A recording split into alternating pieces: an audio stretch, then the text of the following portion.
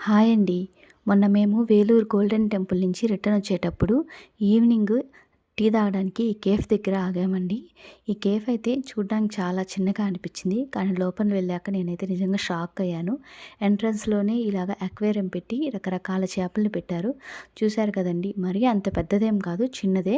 But లోపలికొచ్చిన తర్వాత ఈ birds చూసారు కదండీ! ఎన్ని బర్డ్స్ ఉన్నాయంటే లోపల. వామ్మో! ఈ గ్రీన్ అండ్ యెల్లో ప్యారెట్ చూసారా ఎంత క్యూట్‌గా ఉందో. లవ్ బర్డ్స్‌ని వాటన్నిటిని భలే పెంచారు. ఇదైతే ఏంది ఎవరు ఇప్పుడు కొత్తోళ్ళు వస్తూనే ఉంటారా అన్నట్టు చిరాగ్గా పెట్టింది. మేము వేలు పెట్టంగానే కొరికేయడానికి ట్రై చేసింది. ఇవైతే మిల్కీ వైట్‌లో అయితే సూపర్ ఉన్నాయండి.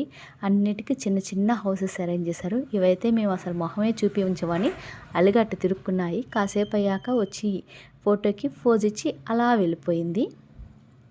ఇక్కడ చూసారు కదండీ! లవ్ బర్డ్స్ అయితే ఎన్నున్నాయో ఏదో గుసగుసలు చెప్పుకుంటూ ఉన్నట్టున్నాయి. మేము ఎంతసేపు వీడియో తీసినా కూడా అస్సలు ఇసుగే పడలేదు. ఇదైతే అప్పటి నుంచి కోపంగానే ఉంది. మరెందుకు అంత కోపంగా ఉందో చూసారు కదండీ! ఎంత సీరియస్‌గా చూస్తా ఉందో.